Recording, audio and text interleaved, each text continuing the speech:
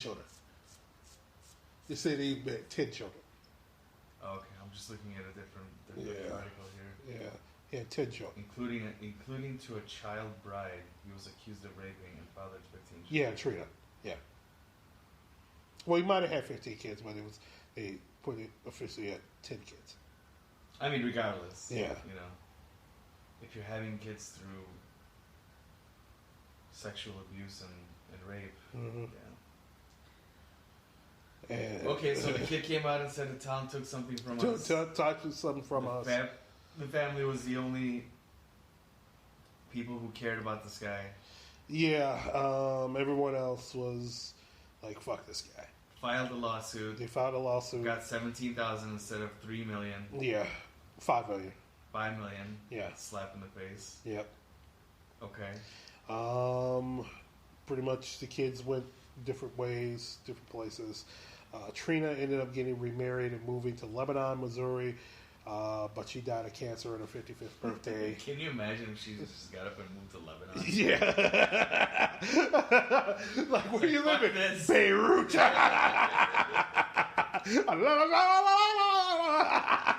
It's like, I feel at home here. I feel at home. Yeah. She gets so sick of Midwest America. She ends up going to the Middle East. She's in the middle of Beirut. Mm-hmm. All right, so she moved away and died a few years later? Yeah, she died in 2012. He still has kids that's still living. About that, pretty much told you 60 Minutes and ran a story about it in 1982. There was a 1988 book about the murder called In Broad Daylight, which is probably the most popular of the books. Mm-hmm. It was adapted to a TV movie in 1991, starring Brian Dennehy as McElroy and Chris Cooper, even though they changed the name of McElroy to a fictitious name of Lynn Ronan. Also,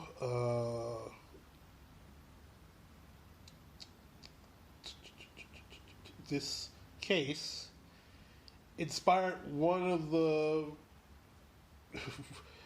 the best movies of the 80s. Roadhouse with Patrick Swayze. Interesting. I did not know that. Inspired how? The case is like this guy terrorizing this town and no one able to do anything about it. It's kind of the plot of Roadhouse. Is like, instead of Ken McElroy being this working class bully, Roadhouse, they change it to this local rich magnate terrorizing this town and trying to close this one bar, and they call Patrick Swayze in to do some dirty dancing to save this town. Roadhouse. Roadhouse. Yeah. Ghost. Okay,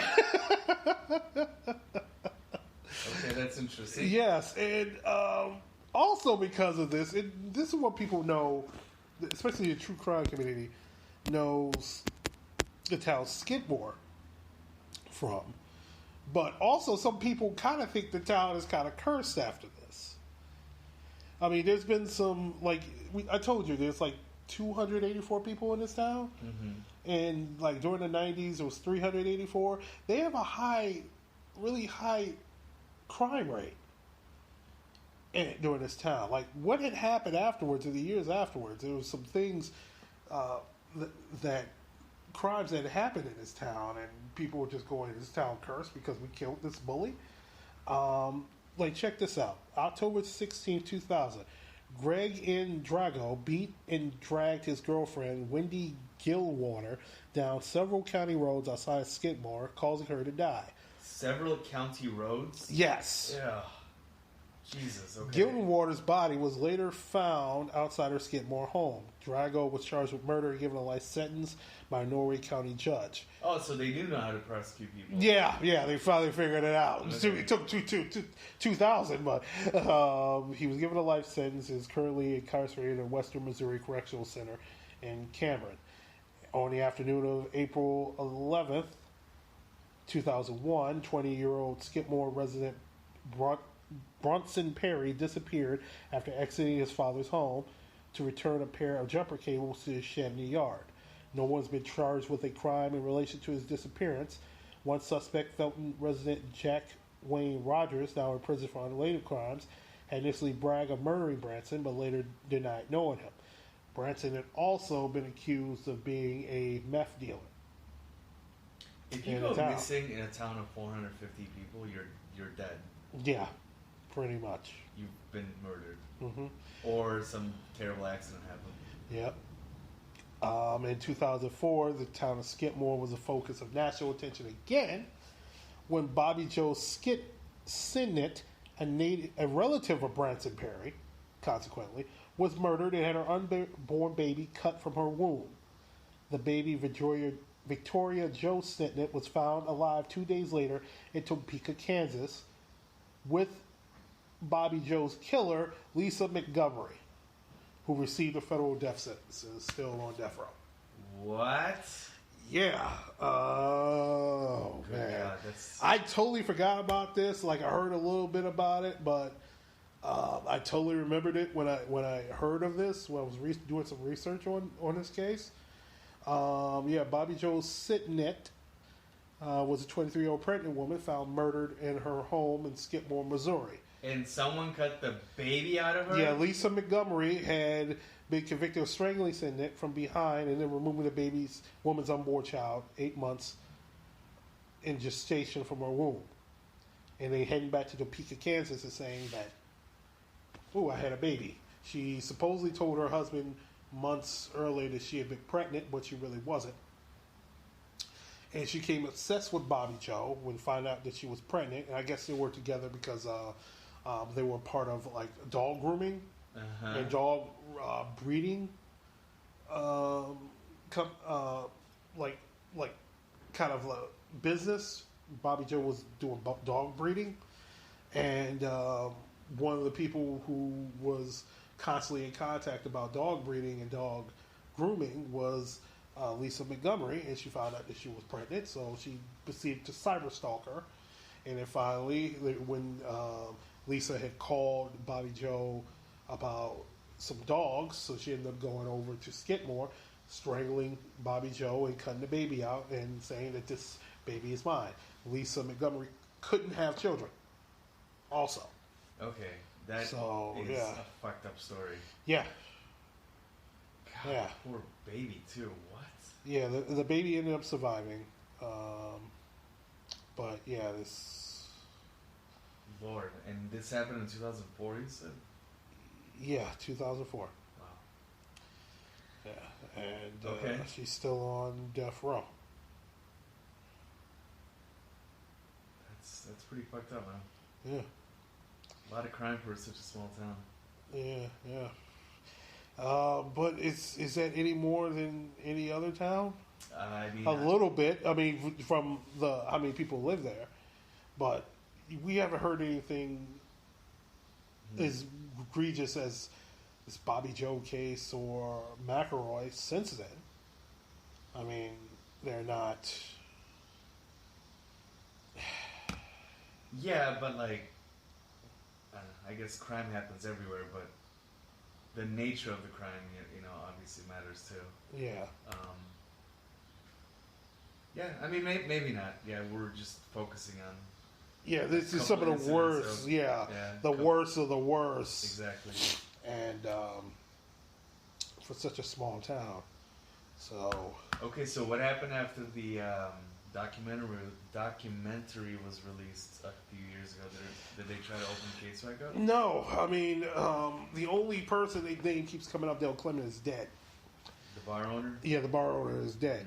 And a lot of people who were witnesses at that time are also passed on also. Mm-hmm. So there's no point of rehashing this case. And like even then, the people who survived didn't have nice things to say about Ken McElroy outside his family. So it's kind of why reopen this. Like you're not going to get anywhere. No one's asking for justice besides other than his family. Yeah, other than his family. And the main advocate, Trina, had passed away. So... And possibly the killer is also dead, so... Yeah. So why it's kind of waste money on it is what they're thinking. Huh? Exactly. Because usually when these types of like documentaries or docudramas or whatever come out, it like reopen. It gets people excited and talking about the case again. Yeah. And it gets re-litigated. Yeah, but this is a case where I think the vast majority of people, even though this is street justice, this is vigilante justice, people go, the fucker got what he deserved. Move on. He's not terrorizing people anymore. Yeah, I mean, dude, again, going back to what I was saying earlier, if no one helps, if the cops won't help, and, there is no stopping this guy, then what do you do? Exactly.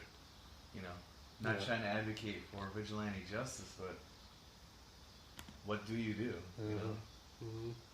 Nothing. There's nothing you can do. If you feel like your family's in danger, I mean, yes, it's an extrajudicial killing, but it's not like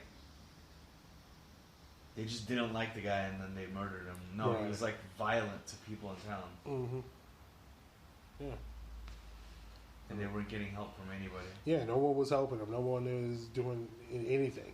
You're over here being afraid of a lawyer instead of going out and doing your job. But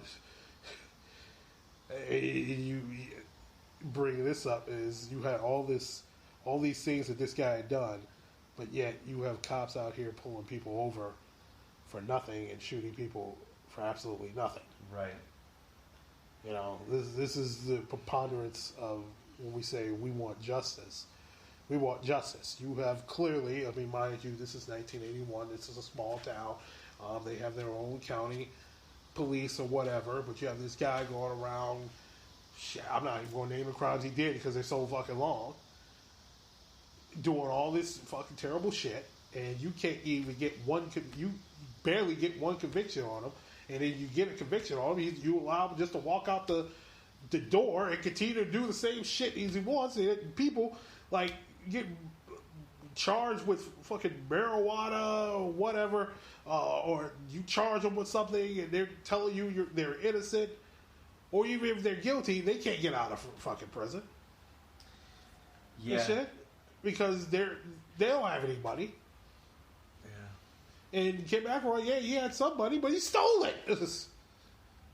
It takes a lot for a town to commit a murder and then cover up for it. You know what I'm saying? It's not something that just happens willy-nilly. Like, you have years and years and years of this guy abusing people in town, terrorizing people. Yeah. Yeah, people got sick of it. Couldn't take it no more. Right. It's not like it's an entire town of murderers and psychos. No, they're just normal town folk. Yeah. Who just needed relief from this, monster. Exactly. So I get it. I understand. I've never heard of a case like this before. Yeah. I heard of this case because this thing happened. I was just a couple of months old, so I really didn't know about this case. I heard about it, and I was like, man, I was like, what? I want to get the psychiatry. I want to get the psyche of people that been terrorized that bad, and just go, we can't take this no more. Let's get rid of this problem.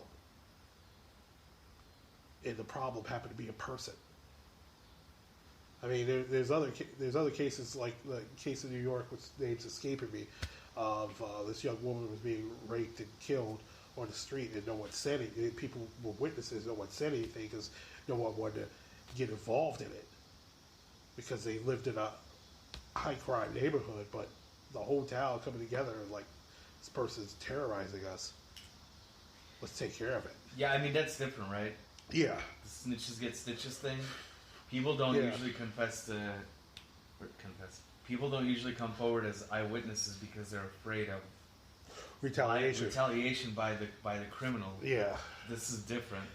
The town is sort of protecting itself. The town has decided the tribe is more important than one individual. Yeah.